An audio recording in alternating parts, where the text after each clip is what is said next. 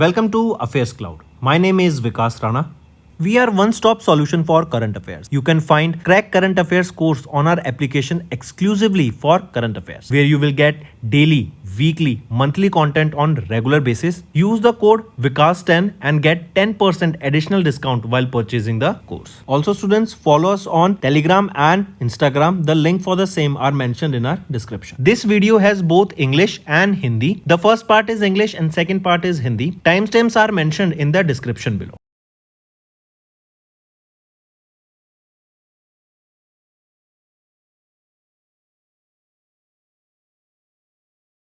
So students, we have started a new initiative that is of handwritten notes. It is helpful to understand the news daily, time saving and very useful for your revision. We aims to cover 15 questions via handwritten notes in upcoming bank exams.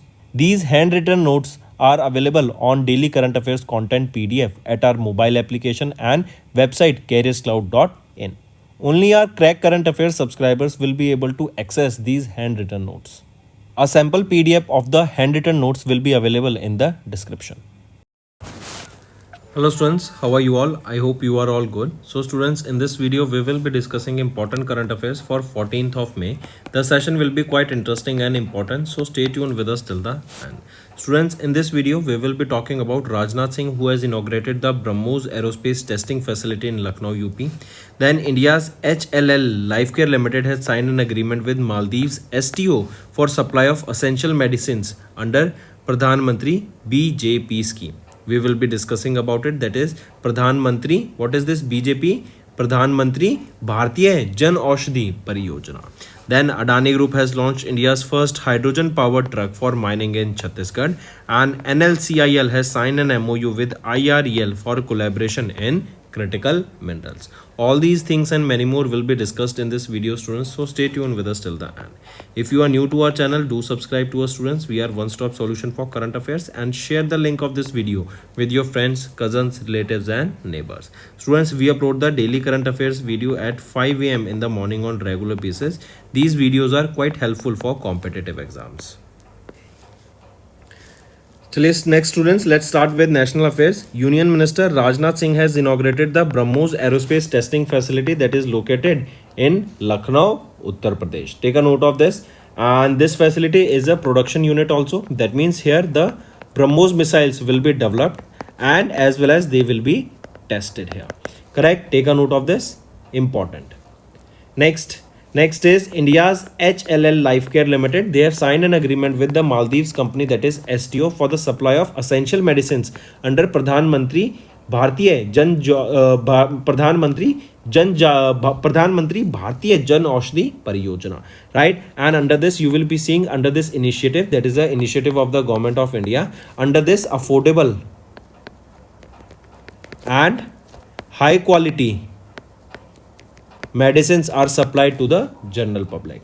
Correct? So in order to supply these affordable and high quality medicines to the general public, this agreement has been signed between these two countries. If we talk about Maldives, what is the capital of Maldives? It is Mali. Next is Adani Group has signed or launched India's first hydrogen powered truck for mining in the state of Chhattisgarh. See, first thing first, students, we are shifting from non-renewable sources of energy to renewable sources of energy, right, globally. So the transition has to be done in different sector one by one. Now it is time for the logistics sector, and we see that these trucks, they used to run earlier on diesel, right? These diesels, they used to cause high pollution in the environment. Correct? So an alternative was needed for it, and the alternative turned out to be hydrogen, and that too specifically green hydrogen. Why green hydrogen? Because on burning green hydrogen we see water vapor as the byproduct, right? And a different type of engine has been developed for these hydrogen vehicles, and now we are seeing that these hydrogen powered trucks will be utilized in mining in Chhattisgarh that are being developed by Adani Group. These hydrogen cell trucks, right, if we talk about them, they are capable of carrying smart technology. They have 3 hydrogen tanks that are capable of having 40 tons of hydrogen, and that can carry cargo of up to 200 kilometers in this range, right? And they will be utilized for mining in Chhattisgarh. Who is the Chief Minister of Chhattisgarh? Vishnu Dio Sai, and capital here is Raipur.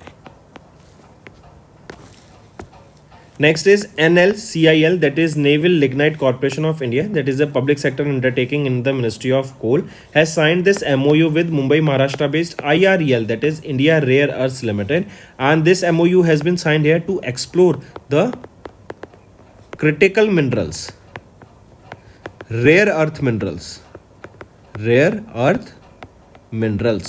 right, so that we can explore them and utilize them for the economic development of our country, because we know these minerals are utilized in different sectors in today's world. Next is international affairs. India has topped the global PMI ranking among the developed and emerging markets as per the data released by JP Morgan. We know about JP Morgan, it is one of the largest banks of New York, USA based, right, bank, and they have released the PMI, that is your purchasing managers index. Now what this index is talking about, it is talking about the manufacturing and service activity in the countries, right? This take data of 30 countries and it compiles the data, it analyzes the data, and here the data has been released, and in this our country India has topped the global PMI ranking among the developed and the emerging markets. Correct, take a note of this. And here you can see this index, it is derived from monthly surveys of purchasing executives across over 30 countries. We will talk about JP Morgan, who is the chairman and chief executive officer here, Jamie Dimon, and the headquarter of which is in New York, USA. Next is Sri Lanka has hosted the 4th edition of RIMES Ministerial Conference in Colombo. Now what is this RIMES? This RIMES, it is your Regional Integrated Multi-Hazard Early Warning System. I repeat, Regional Integrated Multi-Hazard Early Warning System. This was the 4th edition of this RIMES Ministerial Conference that was held in Colombo, right? The headquarter of this RIMES is in Washington, DC, or basically we can say this RIMES, right, in support with World Bank, right? They conducted this conference in Colombo. This was held from 7th to 9th of May, and our country participated in this 4th edition of RIMES as the co-chair along with Sri Lanka. There is a theme of this, that is exceptional actionable early warnings and climate services for all. Correct. Moving on. Next is public sector banks. They posted a 1.78 trillion profit in FY24-5, and this is a registered growth of up to 26%. Right, this 1.78 trillion rupees, this equals to 1.78 lakh crore. Correct, take a note of this. And in this specifically we saw that out of this 1.78 lakh crore profit, the market leader Mumbai, Maharashtra based SBI alone accounted for almost 40% of the overall earnings. Then New Delhi based Punjab National Bank registered a 102% rise in the net profit to 16,630 crore rupees, followed by New Delhi based Punjab and Sindh Bank with a 71% increase to 1,016 crore rupees profit. Next we are talking about QNB, that is Doha, Qatar based Qatar National Bank Group, the largest financial institution in the Middle East and Africa. They became the first bank from Middle East and African region to open their branch in GIFT IFSC, that is in Gandhinagar, Gujarat. And this GIFT IFSC, it is India's first international financial hub and special economic zone. Moving on, next is GDAI and SEPC has signed an MOU that will boost the India's gaming and e-sport sector. We know that India's e-sport and gaming sector is on the boom, right? And here Game Developers Association of India, that is GDAI, that is Hyderabad, Telangana based company, they have partnered with New Delhi based Services Export Promotion Council under the Ministry of Commerce and Industry. They signed this MOU during WAVE Summit, that is World Audio Visual and Entertainment Summit, that was held in Mumbai, Maharashtra. Right, take a note of this, students. And this partnership will basically strengthen the India's gaming and esports sector by promoting collaboration and innovation. Here you will be seeing under this MOU, investment will be facilitated, global market access will be allowed, skill development will be there, technological advancement will be there, and export will also be there for India's esport and video games. Next is India's Adani Group and Bhutan's DGPC. They have also signed a memorandum of understanding that will develop 5,000 megawatt hydropower project in Bhutan. Directly remember this 5,000 megawatt hydropower initiative will include hydropower and pumped storage projects to be identified through the detailed project reports. Here in this DGPC of Bhutan, they will hold the majority stake of 51%, whereas Adani will have a stake of 49%. Next is awards and recognition, students. Bhuvan Ribhu, as you can see him in the picture here, became the first Indian lawyer to receive the WJA Medal of Honor. Now, what is this WJA? It is your World Jurist Association, correct? So he became the first Indian lawyer to receive this World Jurist Association's Medal of Honor, right? Bhuvan Ribhu, a renowned Indian child rights lawyer and activist. This is for his 2-decade-long efforts in protecting children from child marriage, trafficking, sexual abuse, and forced labor. If we talk about World Jurist Association, Aviar Cremendes is the president, and the headquarters of this is in Washington, D.C. Next is CWRDM's Water Heritage Museum added to the WAMU net list, right? This WAMU net list, this is a flagship initiative of UNESCO, right? This talks about the conservation, or basically this WAMU list, right? What it does is this WAMUNet, this is an initiative of UNESCO, right? It recognizes the museums and institutions that preserve water related heritage and contribute to sustainable water management practices, correct? So remember this. Now this Water Heritage Museum, this is in Kozhikode, Kerala, right? And it became the third heritage from India that was added to this WAMUNet list. Which was the first heritage site? It was Jal Water Museum. Jal Water Museum. This is located in Udaipur, Rajasthan, right? Second was Living Water Museum. It is Living Water Museum, that is in Pune, Maharashtra. And now Water Heritage Museum, that was the third, right?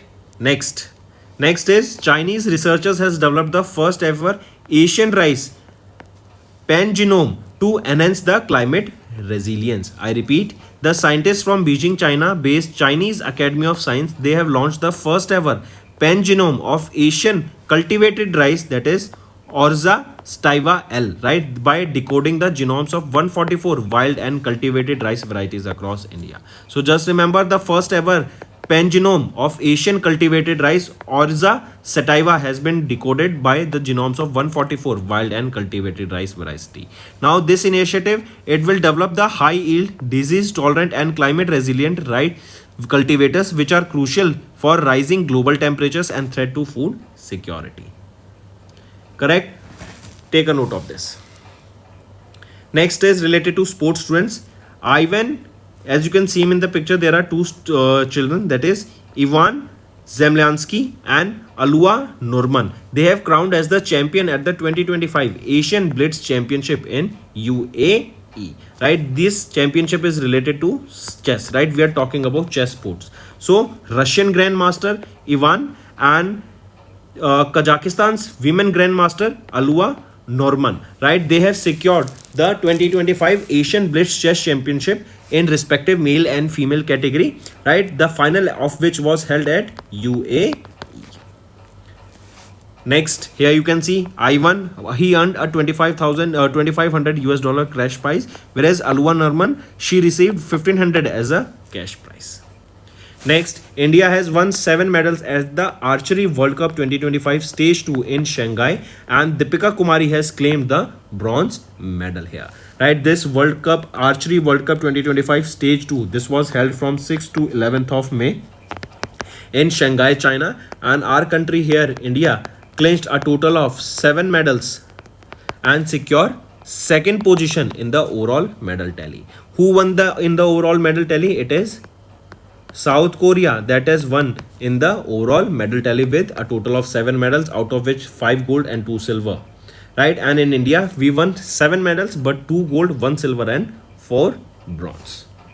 Moving on to obituary, Padma Shri awardee Subhana Ayappan, right? And the former Director General of ICAR has recently passed away. ICAR is your Indian Council of Agriculture research. He was found dead in the Kaveri River near Sringapatnam, Karnataka on 10th of May, and he played a pivotal role in advancing the aquaculture and sustainable agriculture. He joined ICAR in 1978 and he became the Director General of ICAR on 1st of January 2010. He was honored with Padma Shri in 2022.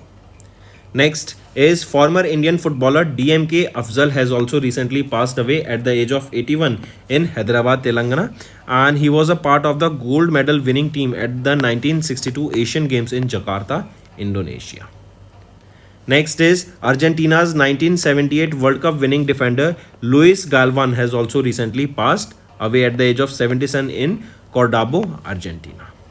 Next is important day, students. International Day of Plant Health observed on 12th of May. This day is observed basically to raise awareness about the critical role of plant health in securing food security, supporting biodiversity and promoting sustainable economic development. And this year it was the fourth observance of this day. There was a theme that you need to remember: the importance of plant health in One Health. I repeat, the theme is the importance of plant health in One Health. Next is International Nurses Day observed on 12th of May.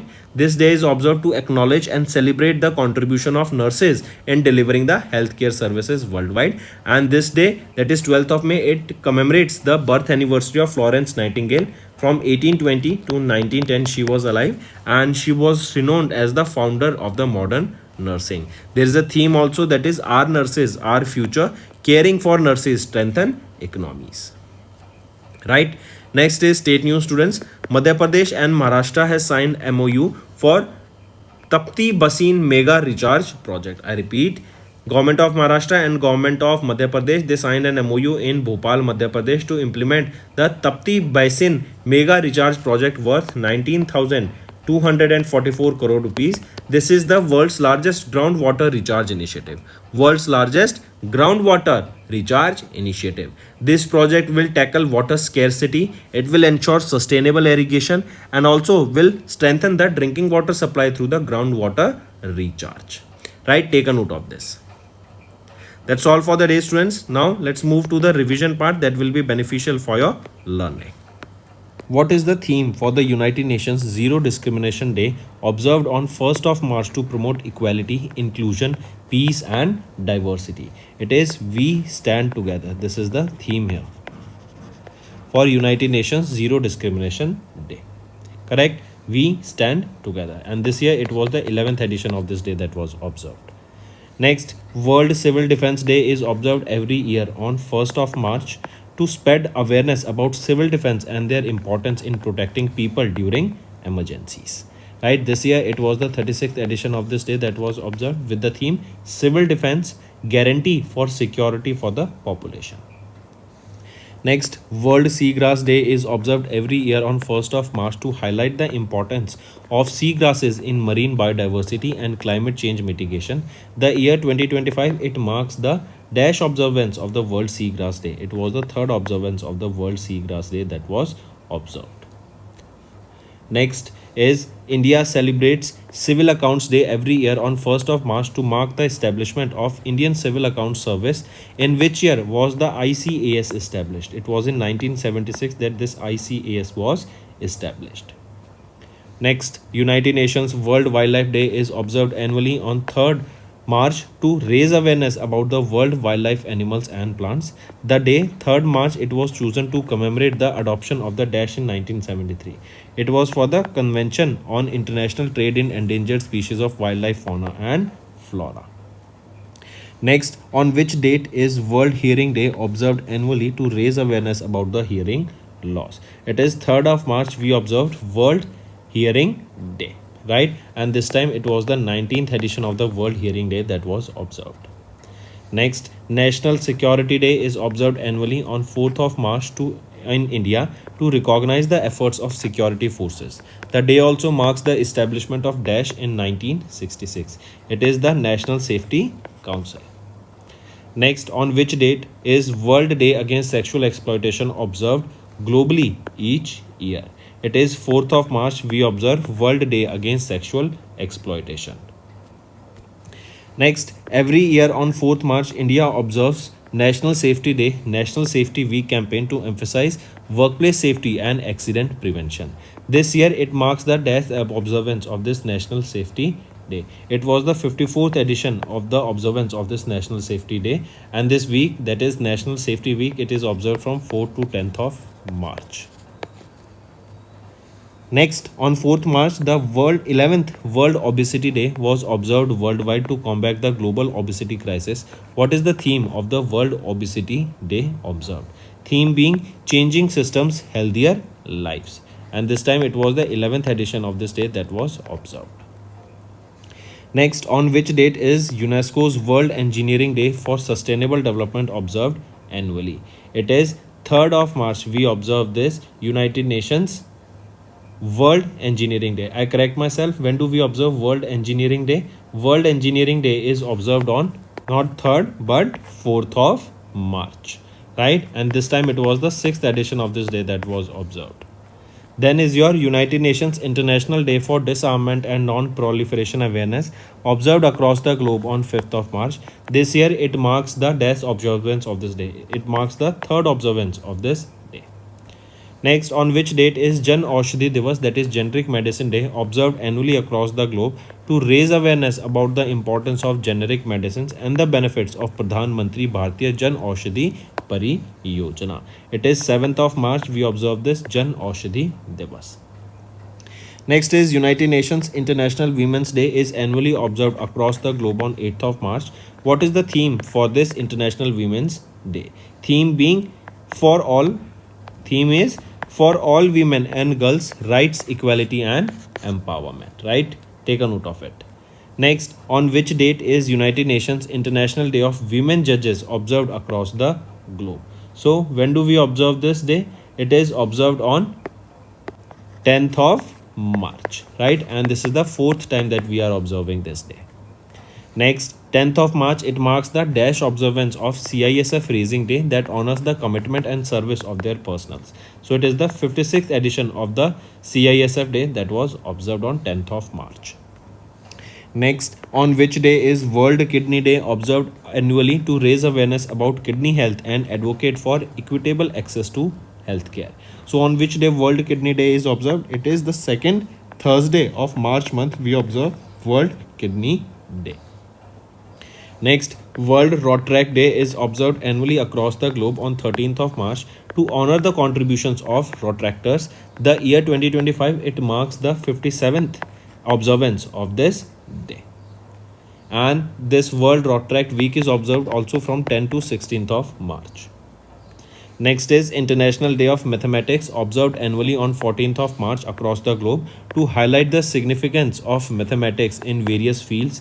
Who serves as the International Day of Mathematics Ambassador for India? So it is Professor Anita Rampal, right? Honored as the here recently served as the National IDM, that is International Day of Mathematics Ambassador for India.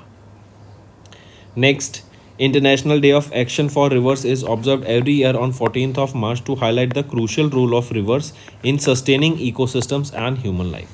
What is the theme of the International Day of Action for Rivers 2025? Theme being Our Rivers, Our Future. And this is the 28th edition of this day that was observed. Next is World Consumers' Rights Day is celebrated on 15th of March. It is to promote awareness about the consumer rights, protection and empowerment. Which of the following is not one of the four fundamental consumer rights articulated by former US President John F. Kennedy in 1962? Right? Among the following, which is not? It is your right to education, right? Is not one of the four fundamental consumer rights articulated by former US President John F. Kennedy in 1962. Next, on which date is International Day to Combat Islamophobia observed annually across the globe? It is 15th of March. We observe this day. Next, World Sleep Day is annually observed across the globe on the Friday before spring vernal equinox. On which day is this World Sleep Day observed? It is 14th of March. We observe this day, right? And this day is observed across the globe on the Friday before spring vernal equinox. And this is the 18th annual sleep day that was observed. Next, National Vaccination Day, also known as National Immunization Day, is annually observed across India on 16th of March. When does National Vaccination Day commemorate the first dose of the oral polio vaccine administered in India? So when do we observe it? It was in 1995, right? First dose of the OPV, oral polio vaccine. Next, on 18th of March, Ordnance Factory Day is observed to mark the establishment of the first ordnance factory in India, right? At this will be at Kolkata, West Bengal. Next, on which date is Global Recycling Day observed annually to promote the importance of recycling and environmental protection? It is 18th of March we observe this day, and it is the 8th edition of this day that was observed. Next, on which date is the United Nations French Language Day observed annually to promote multilingualism and cultural diversity? So, on which date is United Nations French Language Day observed? It is observed on 20th of March. Next, World Day of Theatre for Children and Young People is observed annually across the globe on dash to raise awareness about the value of theatre in young lives and communities. So, a World Day of Theatre across the globe on when do we observe this day? It is 20th of March we observe this day. And World Performance Week observed from 20 to 27th of March. Next, students, is our homework section. First question, which became the 54th country to join Artemis Accord? Right, and explain this Artemis Accord also. Second question, which was India's first satellite that has completed 50 years, and tell me all about this satellite of India. Third question, recently tell me what is the name of that exercise that was held between India and Uzbekistan, right? Name the location also where this exercise was held. Then fourth question, desert flag. This is an exercise that was held between which two forces? Where was this exercise held? And fifth question, where will be the 2028 Olympic Games are scheduled to be held, right? Tell me the host city, correct, for the I'm not saying 2028 Olympic Games. Just tell me the location where this will be held, right? So these are your homework questions, students. I need to see maximum participation from all the students watching this video. Hello students, कैसे हैं आप सब? I hope आप सब अच्छे होंगे। तो दोस्तों, आज की वीडियो में हम 14 मई के इंपॉर्टेंट करंट अफेयर्स डिस्कस करेंगे। आप सबकी लर्निंग में बहुत ही बेनिफिशियल रहेगा ये सेशन स्टूडेंट्स। आज की वीडियो में हम बात करेंगे ब्रह्मोस एरोस्पेस टेस्टिंग फैसिलिटी की, जो कि लखनऊ यूपी में इनॉग्रेट की गई अभी। देन हम एक एमओयू के बारे में बात करेंगे, जो कि असेंशियल सप्लाई ऑफ मेडिसिन की बात करेगा अंडर प्रधानमंत्री भारतीय जन औषधि परियोजना के अंडर। देन अडानी ग्रुप ने इंडिया का पहला हाइड्रोजन पावर्ड ट्रक को लॉन्च किया गया है माइनिंग के पर्पज के लिए, कहां पर? छत्तीसगढ़ में। देन अभी एक एमओयू साइन किया गया ताकि critical minerals and rare earth metals के ऊपर काम किया जा सके, उनको एक्सप्लोर किया जा सके। इन न्यूज़ को एंड इनके अलावा काफ़ी और न्यूज़ रहेंगी स्टूडेंट्स, जो कि आपकी लर्निंग में काफ़ी बेनिफिशियल रहेंगी, तो एंड तक ज़रूर बने रहिएगा। अगर आप नए जुड़े हमारे साथ तो सब्सक्राइब जरूर करना students. We are one stop solution for current affairs. And इस वीडियो को शेयर कर दो अपने फ्रेंड्स, कजन्स, रिलेटिव्स, नेबर्स सभी के साथ, and let them know about this interesting platform.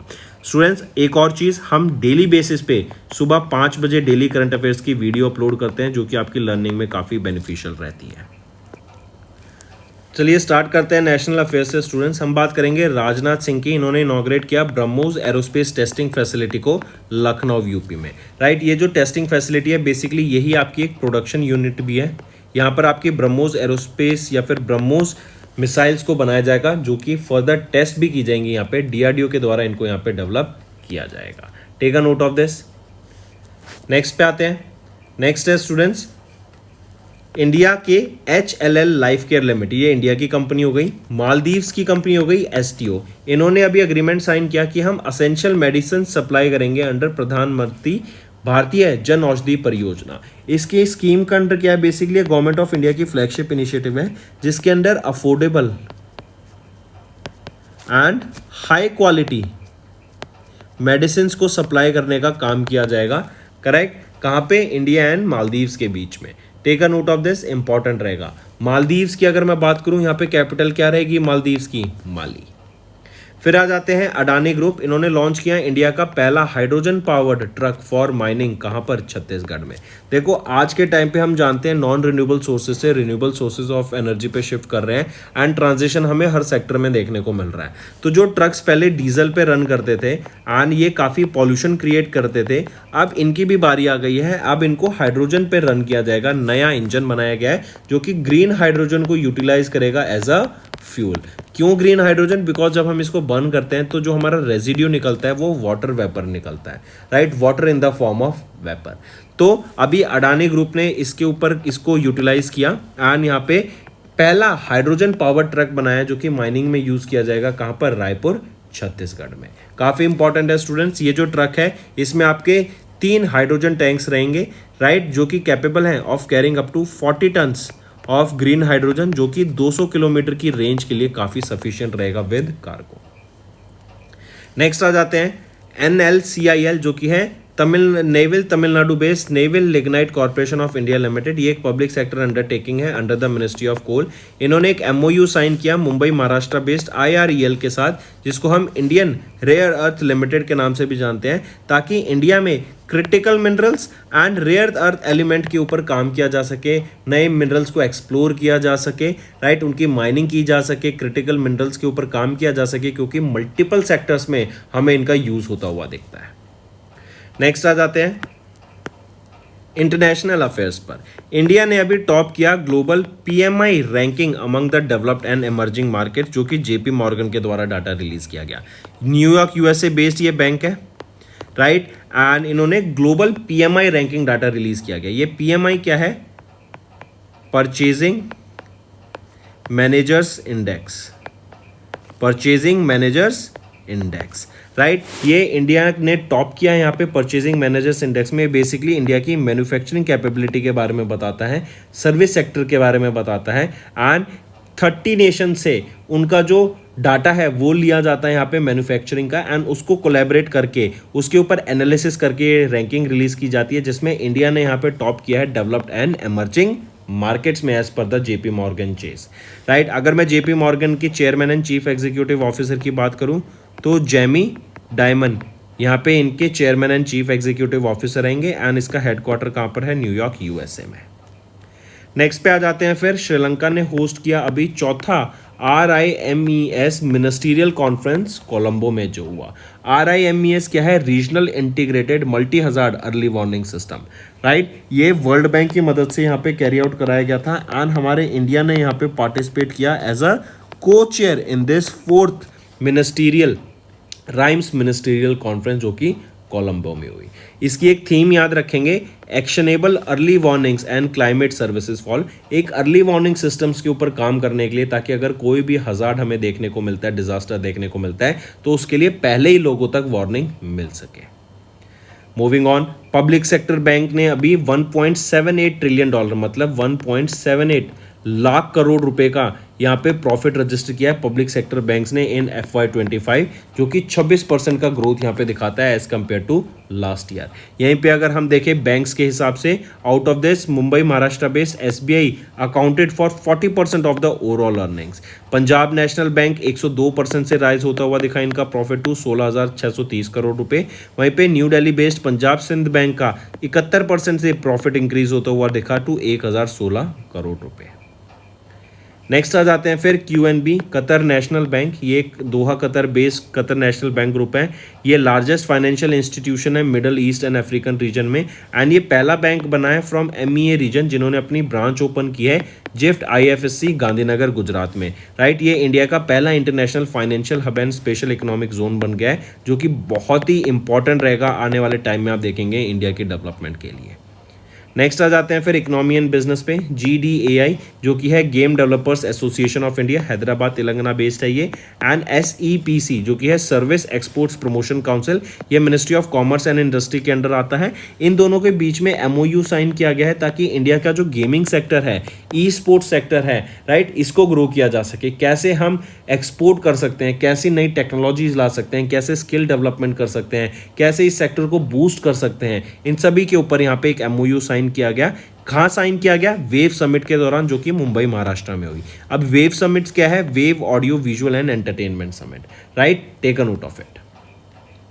Next आ जाते हैं, इंडिया के अडानी ग्रुप एंड भूटान के डीजीपीसी के बीच में अभी एक एमओयू साइन हुआ जहां पे 5000 मेगावाट का हाइड्रो पावर प्रोजेक्ट स्टैब्लिश करने की बात की गई भूटान में, राइट। एंड यहाँ पे डीजीपीसी की अगर मैं बात करूँ, ये होल्ड करेंगे इसमें 51% स्टेक, वहीं पे अडानी ग्रुप होल्ड करेगा 49% स्टेक इस वेंचर में।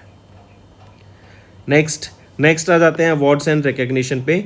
भुवन रिभू, आप इनको पिक्चर में देख सकते हैं, ये वो पहले इंडियन लॉयर बने जिन्होंने रिसीव किया वर्ल्ड जुडिशरी या फिर World Jurist Association Medal of Honour को, राइट। एंड ये पहले इंडियन लॉयर बन गए हैं जिनको इस अवार्ड से सम्मानित किया गया। ये काफ़ी famous Indian child right lawyer and activist हैं एंड 2 decade लॉन्ग इनके एफर्ट है to protect the children from child marriage, trafficking से, सेक्सुअल अब्यूज से एंड फोर्स लेबर से। ये बच्चों के राइट्स के लिए काम कर रहे हैं एंड इसी के लिए इनको यहाँ पे सम्मानित किया गया with this medal of honour.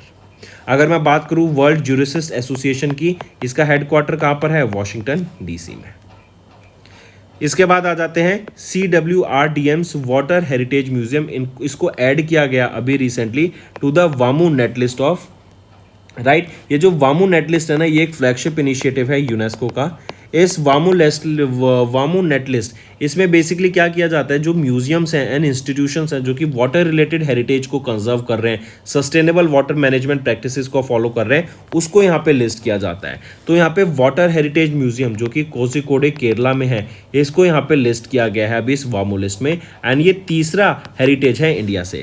तो पहला हेरिटेज कौन सा है इंडिया से? वो है जल वाटर म्यूजियम, ये कहां पर है? ये है उदयपुर में। देन दूसरा आ जाता है लिविंग वाटर म्यूजियम, ये कहां पर है? ये है पुणे में, राइट। तो पहला, दूसरा और ये वाटर हेरिटेज म्यूजियम कोझिकोडी केरला में, ये तीसरा आपका हेरिटेज बन गया है, ठीक है। अगर मैं यूनेस्को की बात करूं, पेरिस फ्रांस में इनका हेडक्वार्टर है। इनके डायरेक्टर जनरल कौन है? ऑड्रे ऑजले। नेक्स्ट आ जाते हैं फिर चाइनीज रिसर्चर्स, इन्होंने डेवलप किया first ever Asian rice pangenome to enhance the climate resilience. देखो ये क्या है, ये राइस की वैरायटी को यहाँ पे जीनोम एडिट किया गया उसका। इससे क्या होगा? ये हाई यील्ड प्रोवाइड कराएगा, डिजीज टॉलरेंट रहेगा, क्लाइमेट रेजिस्टेंट रहेगा, क्लाइमेट का इस पर ज़्यादा इफेक्ट नहीं पड़ेगा बिकॉज जो टेम्परेचर राइज होते हुए हमें दिख रहे हैं, ग्लोबल राइज इन टेम्परेचर देख रहे हैं, ये एक फूड सिक्योरिटी को थ्रेट है, तो उसके खिलाफ भी ये हेल्पफुल रहेगा। चलिए नेक्स्ट आ जाते हैं। नेक्स्ट है 2 इंडिविजुअल बच्चे आप यहाँ पे देख सकते हैं, ग्रैंड मास्टर हैं। एक है रशियन ग्रैंड मास्टर इवेन, राइट, एंड दूसरी है कजाकिस्तान की ग्रैंड मास्टर अलुआ नोरमन। इन दोनों को क्राउन किया गया as the champion as the 2025 Asian Blitz Championship, जो कि UAE में हमें होती हुई दिखी। इवेन को यहाँ पे $2500 का प्राइस से सम्मानित किया गया एंड अलुआ को $1500 का। मूविंग ऑन, नेक्स्ट आ जाते हैं। अभी हमें देखने को मिला था आर्चरी वर्ल्ड कप का स्टेज 2 शंघाई चाइना में हुआ, जहाँ पे इंडिया ने 7 मेडल सिक्योर करे। जिस 7 मेडल से बात करें तो इंडिया के 7 मेडल में से 2 गोल्ड था, 1 सिल्वर था, 4 ब्रॉन्ज था एंड इंडिया का सेकंड पोजीशन रहा मेडल टैली में। टॉप पे कौन रहा या किसने टॉप किया? साउथ कोरिया ने टॉप किया 7 मेडल के साथ, जिसमें से 5 गोल्ड थे एंड 2 सिल्वर थे, राइट। तो take a note of this. Archery World Cup 2025 का स्टेज 2 6 से लेके 11 मई तक शंघाई चाइना में हुआ था, जहां पे इंडिया की मेडल टैली में second position and south Korea की मेडल टैली में फर्स्ट पोजीशन रही। नेक्स्ट आ जाते हैं ऑबिट्री के ऊपर। पद्मश्री अवार्डी सुबाना अयप्पन, आप इनको पिक्चर में देख सकते हैं, इनका रिसेंटली निधन हो गया है, राइट। ये फॉर्मर डायरेक्टर जनरल थे ऑफ ICAR। इनकी बॉडी अभी कावेरी रिवर में मिली है इन कर्नाटका ऑन 10 में, राइट। एंड इनकी फैमिली ने इनको रिपोर्टिंग मिस कर दिया था कि ये मिसिंग है सिंस 7 में, करेक्ट। इनका काफ़ी इंपॉर्टेंट रोल रहा है इंडिया में एक्वाकल्चर एंड सस्टेनेबल एग्रीकल्चर को प्रमोट करने में एंड इंडिया के ब्रू रेवोल्यूशन में, जो कि फिश प्रोडक्शन को बढ़ावा देने का काम करते हैं उसमें, राइट। इनको पद्मश्री से सम्मानित किया जा चुका है 2022 में। Next, former Indian footballer DMK Afzal, इनका निधन हो गया at the age of 81 in Hyderabad Telangana, right. And ये पार्ट थे global gold medal winning team Indian team के इन 1962 एशियन गेम्स, जो कि जकार्ता इंडोनेशिया में हुआ। इसके बाद आ जाते हैं अर्जेंटीना का 1978 world cup winning defender Luis Galvan, इनका भी निधन हो गया है 77 की एज में, कोर्डोबा में इन अर्जेंटीना। फिर आ जाते हैं इंपॉर्टेंट डेज पे students. International day of plant health हम ऑब्जर्व करते हैं 12 मई को, प्लांट्स की हेल्थ के बारे में अवेयरनेस क्रिएट कराने के लिए कि जो उनका क्रिटिकल रोल है हमारी फूड सिक्योरिटी को मेंटेन करने में, बायोडाइवर्सिटी को मेंटेन करने में एंड सस्टेनेबल इकोनॉमिक डेवलपमेंट, उसके बारे में अवेयरनेस क्रिएट कराने के लिए ये डे ऑब्जर्व किया जाता है। एंड हम 4th एडिशन इस डे का ऑब्जर्व करते हैं। इसकी एक थीम याद रखेंगे, थीम है the importance of plant health in one health. I repeat, the importance of plant health in one health. इसके बाद आ जाते हैं इंटरनेशनल नर्सेज डे पे, 12 मई को ये ऑब्जर्व किया जाता है नर्सेज के बारे में अवेयरनेस क्रिएट कराने के लिए एंड इनका जो इंपॉर्टेंट रोल है नर्सेज का हेल्थ केयर सर्विसेज को वर्ल्ड वाइड डिलीवर करने के लिए, उसके बारे में अवेयरनेस क्रिएट कराने के लिए ये डे ऑब्जर्व किया जाता है। फ्लोरेंस नाइटिंगेल की बर्थ एनिवर्सरी पे ये डे ऑब्जर्व किया जाता है। 1820 से 1910 के बीच में ये जिंदा थी फ्लोरेंस नाइटिंगेल एंड ये काफ़ी फेमस नर्स भी थी। एंड इन्हीं की एक थीम याद रखेंगे इस डे की, our nurses our future, caring for nurses strengthen economies, ये थीम रहेगी। इसके बाद आ जाते हैं स्टेट न्यूज़ पे students. Madhya Pradesh and Maharashtra government के बीच में MOU साइन हुआ Tapti basin mega recharge project का। इससे क्या होगा, ग्राउंड वाटर को रिचार्ज करने का यहाँ पे काम किया जाएगा एंड ये वर्ल्ड का largest ground water recharge initiative रहेगा। 19,244 करोड़ रुपए का यहाँ पे ये प्रोजेक्ट रहने वाला है, जहाँ पे ग्राउंड वाटर सप्लाई को बढ़ावा दिया जाएगा, ग्राउंड वाटर को रिचार्ज किया जाएगा, जिससे इरिगेशन में बेनिफिट मिलेगा, घर में क्लीन वाटर पहुँचेगा एंड लोग डे टू डे यहाँ पे यूज कर सकेंगे पानी को for using this ground water, right. Sustainable irrigation हमें होती हुई दिखेगी। तो इन सिंपल टर्म्स बोले तो यहाँ पर ये तप्ती बसीन मेगा रिचार्ज प्रोजेक्ट, ये क्या है, वर्ल्ड का largest ground water recharge initiative and इसके लिए Madhya Pradesh government and Maharashtra government के बीच में यहाँ पे साइन होता हुआ देखा। तो दोस्तों ये थे हमारे आज के इंपॉर्टेंट करंट अफेयर्स। अब चलते हैं रिवीजन पार्ट पर, जो कि आपकी लर्निंग में काफ़ी बेनिफिशियल रहेगा। World Civil defence Day observe किया जाता है हर साल, कब, तो 1 मार्च को हम हर साल ऑब्जर्व करते हैं civil defence day, to spread awareness about civil defence and their importance in protecting people during emergencies. और इस बार 36वां एडिशन हमने ऑब्जर्व किया सिविल डिफेंस डे का। Next, world sea grass day हर साल ऑब्जर्व करते हैं 1 मार्च को एंड इस साल हमने कौन सा एडिशन ऑब्जर्व किया, 3रा एडिशन ऑब्जर्व किया है वर्ल्ड सी ग्रास डे का। नेक्स्ट, इंडिया ने सेलिब्रेट किया सिविल अकाउंट्स डे हर साल 1 मार्च को to mark the establishment of Indian Civil Account Services, in which year this ICAS Indian Civil Account Services established. तो 1976 में इसको एस्टेब्लिश करा गया था and 49th civil Accounts day इस बार हमने ऑब्जर्व किया। Next, United Nations World Wildlife Day observe किया जाता है 3 मार्च को to raise awareness about the world wildlife animals and plant. जो ये 3 मार्च है, ये क्यों चूज की गई थी, to commemorate the adoption of what, to commemorate the adoption of the conservation on international trade in endangered species of wildlife fauna and flora. Next, किस date को वर्ल्ड हियरिंग डे ऑब्जर्व किया जाता है annually to raise awareness about hearing loss. तो 3 मार्च को हम observe करते हैं वर्ल्ड हियरिंग डे एंड इस बार हमने 19वां एडिशन ऑब्जर्व किया वर्ल्ड हियरिंग डे का। नेक्स्ट, नेशनल सिक्योरिटी डे 4 मार्च को ऑब्जर्व किया जाता है to recognise the efforts of the security forces. ये day also marks the establishment of national safety council, जो कि 1966 में एस्टेब्लिश की गई थी। नेक्स्ट, किस डे को हम world day against sexual exploitation observe किया जाता है एवरी ईयर, तो 4 मार्च को हम ऑब्जर्व करते हैं world day against sexual exploitation. Next, हर साल 4 मार्च को इंडिया ने ऑब्जर्व किया नेशनल सेफ्टी डे या फिर नेशनल सेफ्टी वीक कैंपेन, जो कि एम्फेसाइज करता है वर्क प्लेस सेफ्टी को एंड एक्सीडेंट प्रिवेंशन को। ये साल मार्क करता है dash observance of the National Safety Day. तो 54th edition of national Safety Day यहाँ पे ऑब्जर्व किया गया एंड 4 से लेके 10 मार्च तक हम ऑब्जर्व करते हैं नेशनल सेफ्टी वीक। नेक्स्ट, 4 मार्च को 11वां वर्ल्ड ओबेसिटी डे हमने ऑब्जर्व किया। What is the theme of this world obesity day, तो चेंजिंग सिस्टम्स हेल्दियर लाइफ्स, ये थीम रहेगी आपकी वर्ल्ड ओबेसिटी डे की, जिसका 11वां एडिशन हमने इस बार ऑब्जर्व किया है। नेक्स्ट, किस डेट को हम यूनेस्को के द्वारा वर्ल्ड इंजीनियर्स डे ऑब्जर्व किया गया for sustainable development across observed annually across the world. Right. तो हम यूनेस्को का नए वर्ल्ड इंजीनियरिंग डे कब ऑब्जर्व करते हैं? 4 मार्च को ऑब्जर्व करते हैं World Engineering Day. Take a note of this, right. And छठा एडिशन हमने इस बार इसका ऑब्जर्व किया। Next, United Nations international day for disarmament and non proliferation Awareness, ये ऑब्जर्व किया जाता है across the globe on 5th of March. ये साल 2025 इट मार्क्स द कौन सा एडिशन ऑफ दिस डे? तो ये 5वां एडिशन है United Nations international day for disarmament and non proliferation awareness day का, right. Take a note of this. तो ये कौन सा एडिशन? नॉट 5वां, आई करेक्ट, तीसरा एडिशन है, 3rd एडिशन, तीसरी बार ऑब्जर्व किया गया है। नेक्स्ट, जन औषधि दिवस कब ऑब्जर्व किया जाता है, जिसको हम जेनेरिक मेडिसिन डे के नाम से जानते हैं? तो 7 मार्च को ये ऑब्जर्व किया जाता है। देन आ जाते हैं United nation international Women's day, 8 मार्च को ऑब्जर्व किया जाता है। इसकी थीम पूछी गई है कि क्या थीम रहेगी?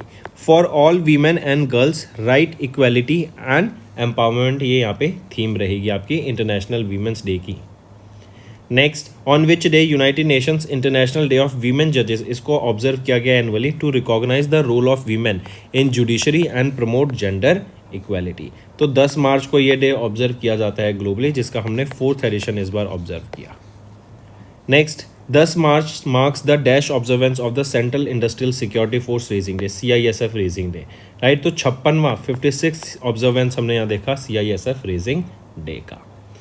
नेक्स्ट, किस डे को हम वर्ल्ड किडनी डे ऑब्जर्व करते हैं? To raise awareness about kidney health and advocate for equitable access to health care. तो 2nd Tuesday of March month को हम ये ऑब्जर्व करते हैं, राइट, वर्ल्ड किडनी डे। और इस बार 13 मार्च को हमने ये डे ऑब्जर्व करा। नेक्स्ट, वर्ल्ड रोटरैक डे ये ऑब्जर्व किया जा अक्रॉस द ग्लोब 13 मार्च को to honour the contribution of Rotaractors. This year it marks the dash observance of the day, 57th observance हमें ये देखने को मिला इस बार। एंड 10 से लेके 16 मार्च तक हम ऑब्जर्व करते हैं वर्ल्ड रोटरैक्ट वीक को। Next, international day of mathematics observe किया जाता है एनुअली 14 मार्च को across the globe to highlight the significance of mathematics in various fields, who serves as the national IDM ambassador for India. तो कौन है ambassador? वो है प्रोफेसर अनीता रामफल। ये यहाँ पे सर्व करती हैं as the national international day of mathematics ambassador for India. And इस बार हमने छठा एडिशन इस डे का ऑब्जर्व किया। Next, international day of action for rivers, ये ऑब्जर्व किया जाता है हर साल 14 मार्च को to highlight the crucial role of rivers in sustaining ecosystems and human life. Theme पूछी गई है आपसे of the international day of action for rivers 2025 की। तो थीम रहेगी आर रिवर्स आर फ्यूचर।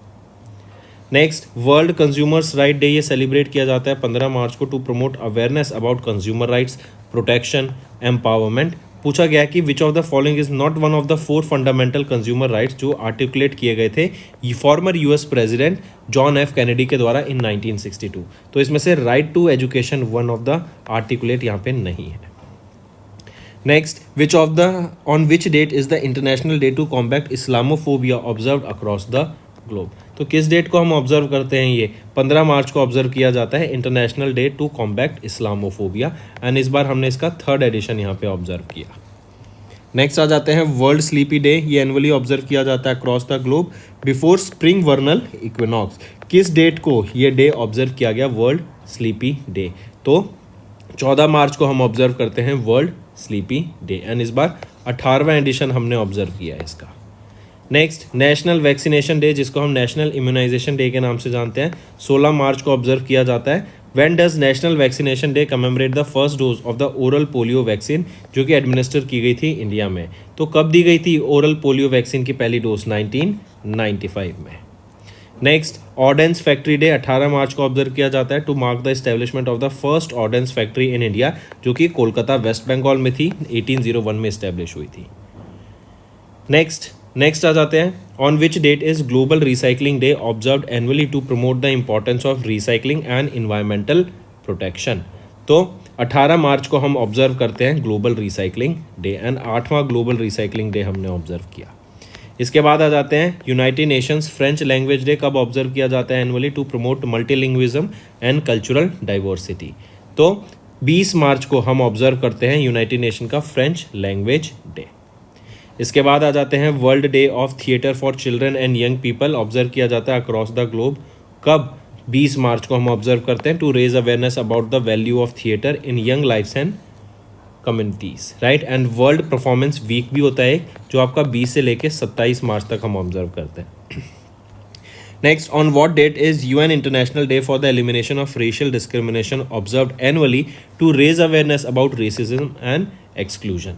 तो 21 मार्च को हम ये डे ऑब्जर्व करते हैं। Next, United Nations world poetry day observe किया जाता है 21 मार्च को to promote linguistic diversity, preserve endangered languages through poetry, right, culture को प्रोटेक्ट करने के लिए। एंड इस बार हमने 26वां एडिशन ऑब्जर्व किया है वर्ल्ड पोइट्री डे का। Next, United Nations world down syndrome day globally observe किया जाता है 21 मार्च को to raise awareness about down syndrome. Theme बताओ इस डे की क्या रहेगी? तो इम्प्रूव आर सपोर्ट सिस्टम, ये थीम रहेगी वर्ल्ड डाउन सिंड्रोम डे की, जिसका 14th एडिशन इस बार हमने ऑब्जर्व किया। इसके बाद आ जाते हैं on which date world puppetry day observe किया जाता है अक्रॉस द ग्लोब, राइट। तो वर्ल्ड पपेट्री डे कब ऑब्जर्व करते हैं हम? वर्ल्ड पपेट्री डे 21 मार्च को ऑब्जर्व किया जाता है। Next students is our homework section. First question, which became the 54th country to join Artemis Accord, right, and explain this Artemis Accord also. Second question, which was India's first satellite that has completed 50 years, and tell me all about this satellite of India. Third question, recently tell me what is the name of that exercise that was held between India and Uzbekistan, right? Name the location also where this exercise was held. Then fourth question, desert flag. This is an exercise that was held between which two forces?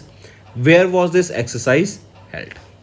And fifth question, where will be the 2028 Olympic Games are scheduled to be held, right? Tell me the host city, correct, for the I'm not saying 2028 Olympic Games. Just tell me the location where this will be held, right? So these are your homework questions, students. I need to see maximum participation from all the students watching this video.